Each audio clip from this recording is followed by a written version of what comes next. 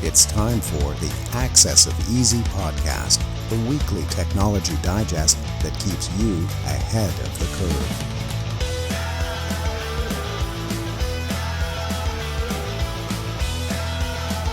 Brought to you by EasyDNS.com. Welcome back, everybody, to the Access of Easy podcast. This is number 382. Happy New Year. My name is Joey, here with Lenjamin Franklin in the other panel. What's going on, buddy? How the heck are you? My face will be on the $100 bill soon, it looks like. So, yeah, I'm wonderful. And given all this talk about what's going on with Canada and the United States, who knows? Maybe my face will be on a $100 bill. You're a candidate now. Yeah, you're a candidate now. Absolutely, right? Like, have you talked to anybody about that? The whole fiasco? My in-laws are pretty sensitive about it. I personally think it's a good idea, and I don't think it would take much for it to work. But it's not as much a product of America being at its strongest point and being able to export soft power to the point that Canadians would be thrilled to join up with such a great nation. It's that we are really at the bottom of our recent history in terms of cultural identity, cultural enthusiasm, let's say. There's probably a better word for that, but I think a lot of people are not willing to do much for Canada at this point, whether it's vote or fight in a war or remain in the face of a better deal abroad. So I think it's it's possible that it happens, or at least there's an attempt, soft or hard. Well, Greenland looks like it's going to shift over. And if they do that, then you have Canada kind of surrounded, so to speak. Yeah. Right. And it's just inevitable if Greenland goes. Civilization rules. If you have a town that's surrounded by enemy hexagons for more than 10 turns, you need to it flips. You start getting unrest. Did you see Trudeau on CNN today? What's that? Trudeau on CNN today? He made a CNN appearance. I saw there was a 2-minute clip. I didn't watch it. But good things that the Canadian economy is doing better than the United States, according to him. And why is he leaving? G7? Is that still the party line? Is anything he says the party line now? He's not really leading the party. What are the rules there? No, he's still leading it until they have right now we only have one person declared. Right. And not a great candidate, that fella. Well, depends who you talk to. I'm a big fan. I'm voting for him if I have an opportunity. I got to register. I have to register a few accounts, actually. Okay, let's get into the show. This is last week's quote. I guess this is actually from 2 weeks ago, right? Since this is no more than that. Yeah. That was like 4 weeks ago almost. So last week's quote: "Christmas waves a magic wand over this world, and behold, everything is softer and more beautiful." That was by Norman Vincent Peale, and our winner is Ranjit. Congrats, Ranjit. This week's quote: "Activism is a way for useless people to feel important, even if the consequences of their activism are counterproductive for those they claim to be helping and damaging to the fabric of society as a whole." God, doesn't that sound appropriate? If you know who that was from, no Googling, as you know. The rules are plain for everyone. Don't pervert the process. Put the answer in the comments and you get your next round of renewals on EasyDNS. Buddy, where do you want to start? Good stories of Telegram. Couple bangers today. Telegram, Meta, all the frequent flyers. This is like the Hall of Fame game. Well, we have Telegram, and remember that Pavel Durov was arrested and he was apprehended by authorities in France not too long ago. And well, since then, Telegram has been more cooperative with dealing with law enforcement, and it seems to be, well, if you're a Telegram user, you should not be moving forward. You should look for something else, because there's a surge in data that's being shared with them. And this has been like Telegram has claimed to be privacy focused. And well, with this shift in the way things are done, sharing all this information with these law enforcement agencies, I wouldn't want to use Telegram if I were you, if I was sharing any personal information. It doesn't make any sense. There's lots of options out there, and it's not like this information is sideswiping us. It made national news when Durov was arrested, and unless you're had your head buried up somewhere or you're living under a rock and totally missed it, come on. So anybody using Telegram should look for alternatives. Number one, when you sign up, you're linking it to a telephone number.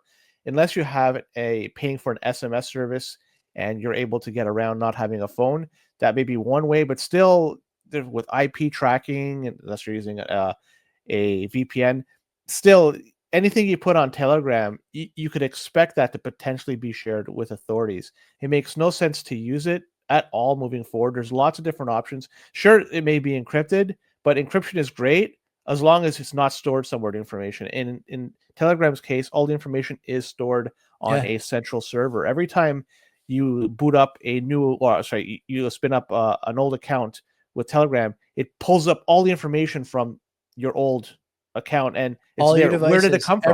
Every device is right there for you suddenly when you scan the QR code. Yeah.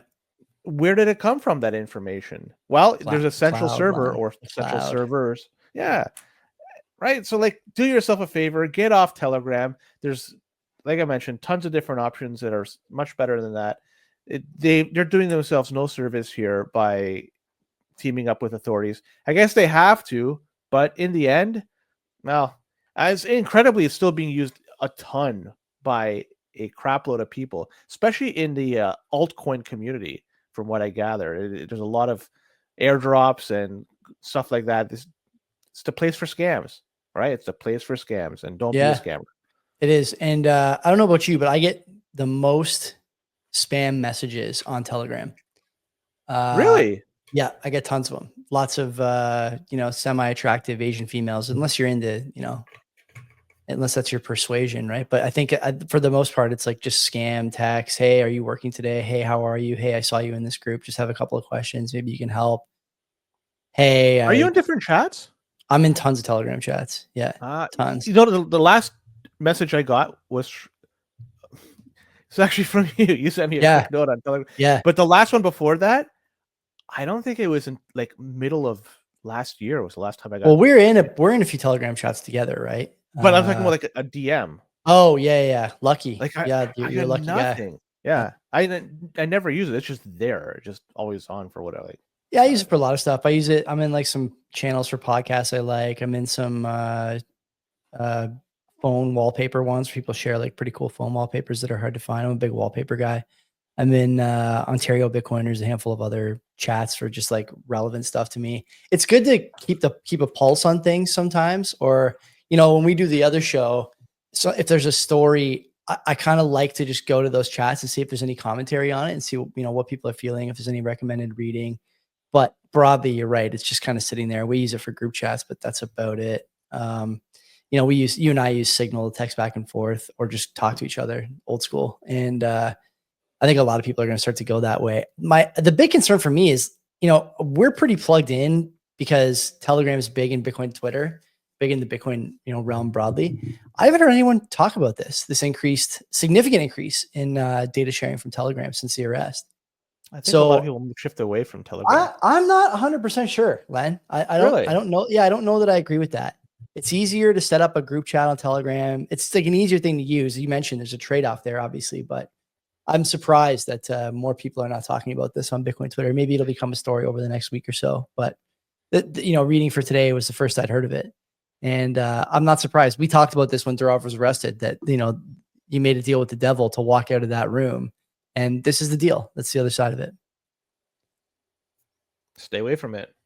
Stay away from another platform like stuff from Meta, but Meta, they're the parent company of Facebook and Instagram. They said they're going to be ending their 8-year partnership with independent American journalists like PolitiFact. So like that's gone. PolitiFact, sorry. PolitiFact, by the way, not independent. Only in their own claims. Yeah. You know what was funny when this was announced and it made the rounds everywhere, including Twitter. It was interesting that Zuck was wearing a watch. $900K. Yeah. $900K. What a flex. It is quite a flex, but really, anyways, he's saying that the political climate has changed, especially after the 2020 election, and this is part of the decision making for getting off this old partnership that they had. So they're going to go the way the community note style that the way X has, something's resembling that. So people are going to play a larger role in figuring out if information is indeed real or not. I'm not sure how well it's working on X. It's getting a lot of press, but some things have come up as community notes, but then shortly thereafter were taken down. And I'm not sure if it was because of pressure, Yeah, or it was just found out that the community note was indeed wrong.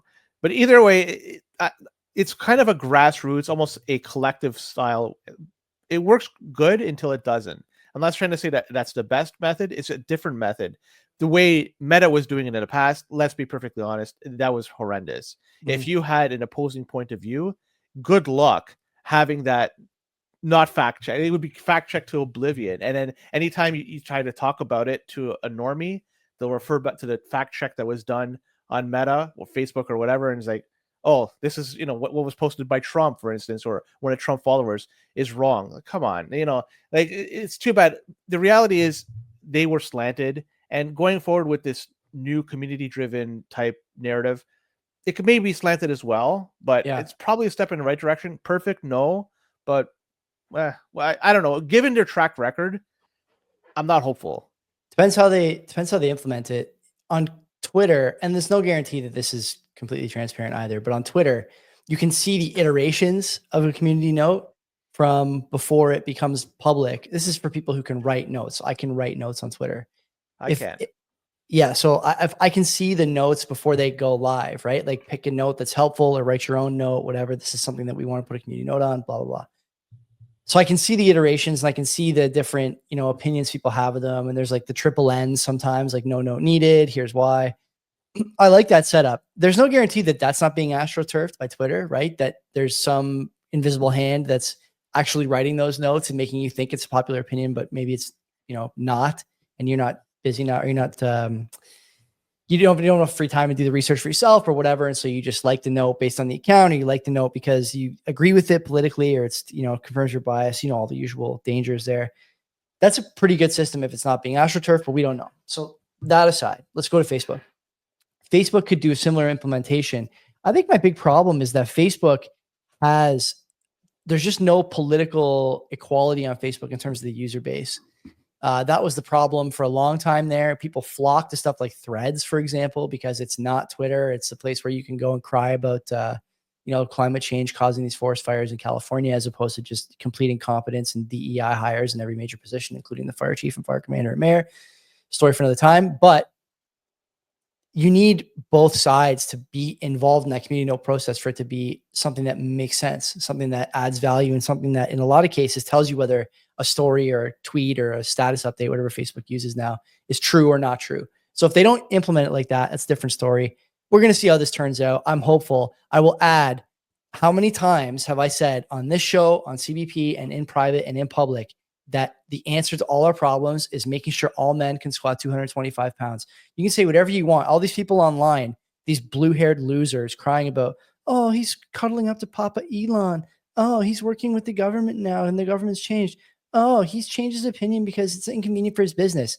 He's changed his opinion because he can squat 225 and he does a combat sport now. That is the only reason. If we look across the spectrum, there is no, I have become somewhat notable for saying post physique on tweets where people are complaining about about conservative politics, conservative policies, and conservative personalities. And none of these people look like they've been in the gym in the last 20 years. They look like they've been eating Beyond Meat burgers and crushing Diet Cokes. And you don't look think at it has anything Zuckerberg to do with the climate and the way the Elon Musk purchasing X and taking it a certain direction? I think that could be part of it. But honestly, Len, he doesn't need that user base. He doesn't gain anything from this. Like I said, that user base is not his. It's not his. That user base on Threads is not his. The user base on Instagram is not people on Instagram and Twitter are looking for different things. People on Facebook and Twitter are looking for different things. Threads and Twitter are looking for different things. Not just looking as in the search bar. No, it's the libs. The libs. Threads was the original Blue Sky, right? He basically ripped the Twitter idea right out of the code, more or less. And they have it's all algorithmic feed. Like people who use Twitter don't use Threads and vice versa. But people on Threads need to be spoon-fed what they want to see, right? Oh, this is going to make me happy. These people are idiots. They're dumb. That's going to be mothballed. He's changing his tune because he doesn't want to be in the wrong side. He's changing his tune because his squat's going up. That is the reason. More so, he's looking at what's going on, especially with Donald Trump being elected. This is all a result of the squat. Everything is a result of the squat. Fair enough. So people who aren't squatting 225 are protecting the U.S. Department of the Treasury because they were cyber attacked by the Chinese. Hall of Fame transition there. Let's be honest. They probably don't have the best and the brightest in terms of IT security over there, because probably if they not. did, probably not. The United States is the most powerful nation on earth. The Treasury Department is one of the most prominent departments within the United States. And if they're not able to withstand a cyber attack from the Chinese government, people like you and I probably are going to be subjected to it as well. But like I was suggesting before, they probably don't have the best and the brightest working over there. They probably are working in somewhere in Silicon Valley, or it's maybe for the Chinese government, and try to do these attacks, right? But it just goes to show you there's a treasure trove of information. The timing of this, I don't think there's any coincidence. I think this is timed perfectly. Donald Trump coming in, Biden on his way out. There's got to be some information they're trying to extract and figure out what's going on, what sort of capacity they have in terms of financial capacity to withstand any sort of war. Totally agree. I'm looking at Taiwan, for instance, and the United States. They've been rattling the sabers for a long time with respect to Taiwan. And the United States have been talking for a long time. Donald Trump has been talking a long time. Look, these countries that are getting our protection for free should ponying up something. So if something were to happen with Taiwan, the United States, would they step up their game and provide assistance? They have boots in the ground right there as it is, but would they ship more boots in the ground, more ships over there, more planes, more whatever? Looking at what's going on with the Treasury Department, it could probably give an idea to see what sort of dry powder they have sitting on the side. But with all that being said, they could make money out of thin air, and they could do this at a whim. We saw this in 2020. They could do the exact same thing. Sure, in the end, it hurts your savings moving forward, your income moving forward, but they have the ability. If they want to, poof, there's a whole bunch of new money in circulation, and they could use that however they want. QE is a very powerful tool, but it hurts in the end. So I'll take the other angle here. You're right about the QE thing. You're right about the monetary readiness thing. But I think there's a surveillance angle here too. I just want to read the end of the article. The notification from Treasury about this attack, those are my words, comes as Washington remains on edge over the recent disclosures that Chinese-linked hackers known as Volt Typhoon and Salt Typhoon have burrowed into U.S. critical infrastructure and penetrated the networks of at least 9 telecommunication companies, respectively. In response, the Biden administration and Capitol Hill lawmakers are readying a series of policy moves, including a vote next month by the Federal Communications Commission that may set minimum cybersecurity standards for telecom firms. Treasury said it is working with the FBI and Cybersecurity and Infrastructure Security Agency, CISA, to resolve the intrusion. What are the odds that included with this will be something that allows the administration vis-a-vis a 3-letter agency to monitor more closely with more distinguishing data, the traffic that comes through telecom companies under the guise of national security, as if they need any more? But I think they want more, or at least want more. What's the word I'm looking for here? Legitimacy in the operation. And so they're going to get it through this, which begs the question, as always, Len, was this a legit attack, or are we being psyoped? Hard to say. We'll never know because we're not on the inside, and we're just, trying to. It's a big club, and we ain't in it, even though you are a candidate to be on the bill. But I'm just a face of this whole thing. I have no, aside from that, what power do I have? Right. Well, let's talk about Meta again, because, well, the rare twofer in one episode.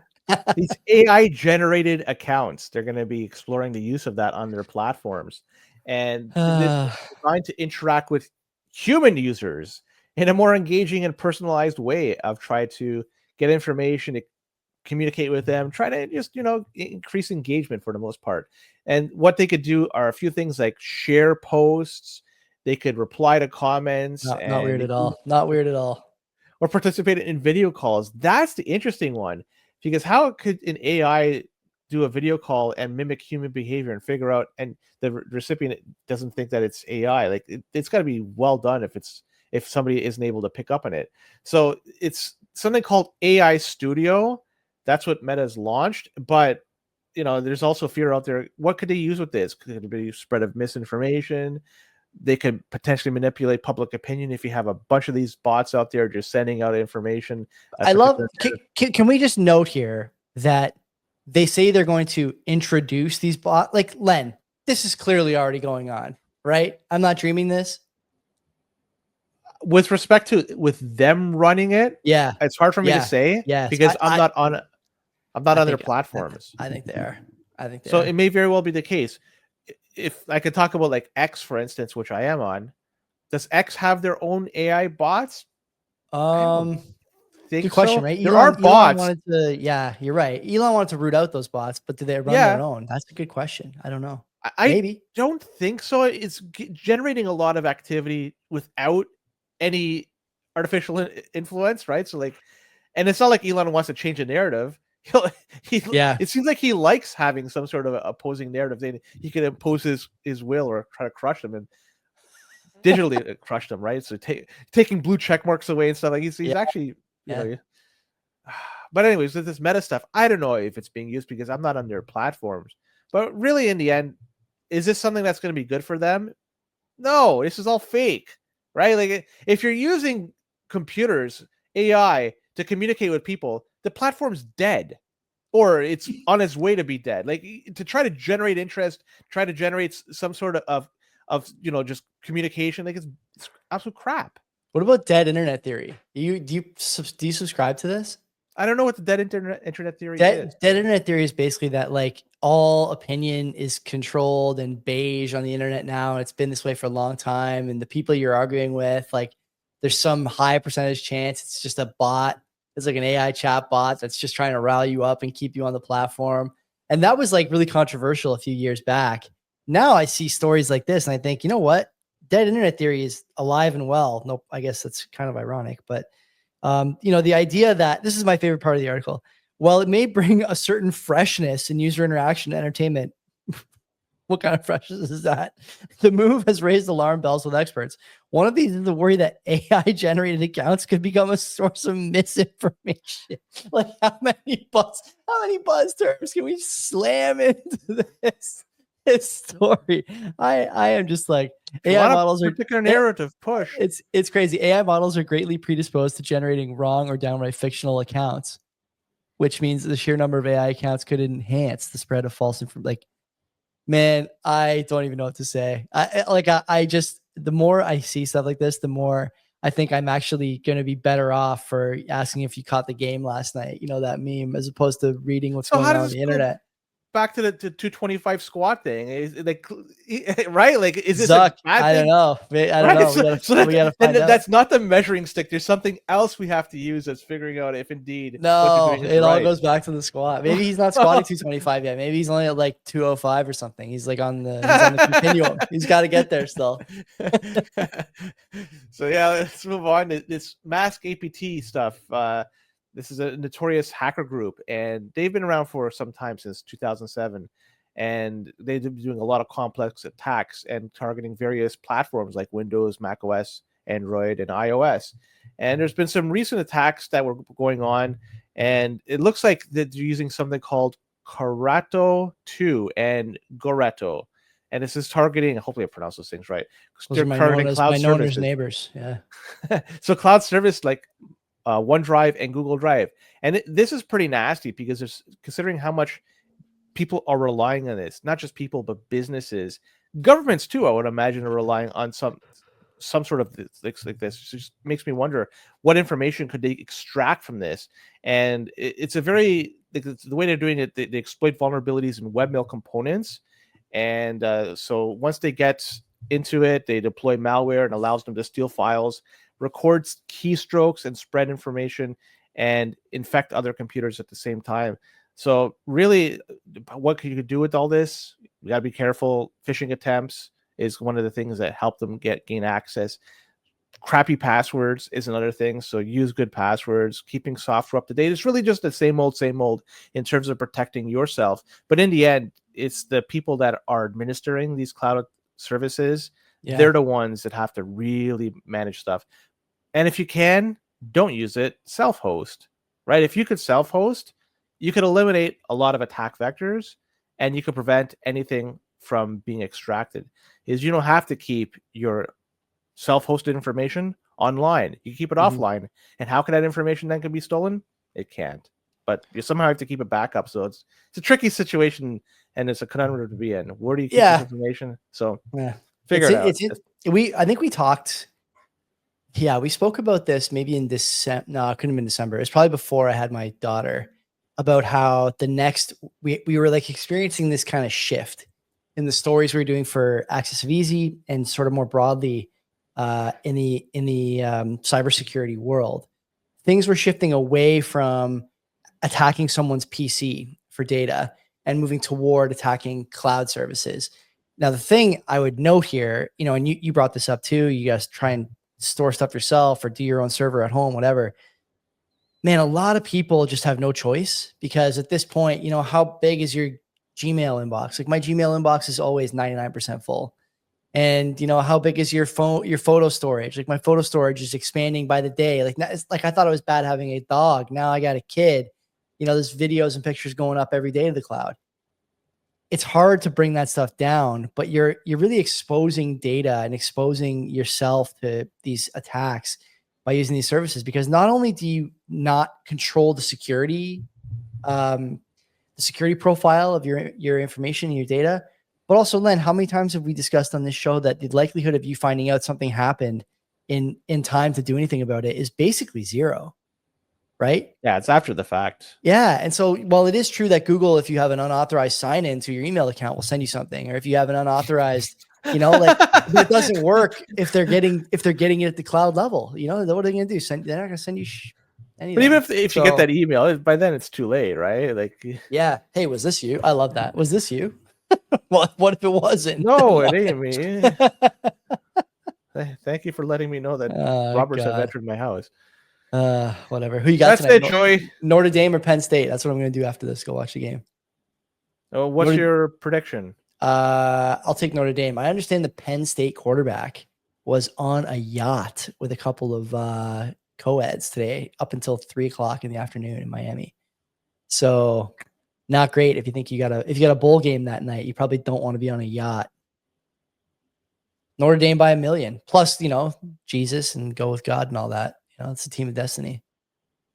I can't say. I have no idea because I don't know anything about the teams, and I don't know. Yeah. Yeah. That's Go it. Fighting Irish. Yeah, absolutely. 382 in the books. See you next week. Till then, take care of yourselves.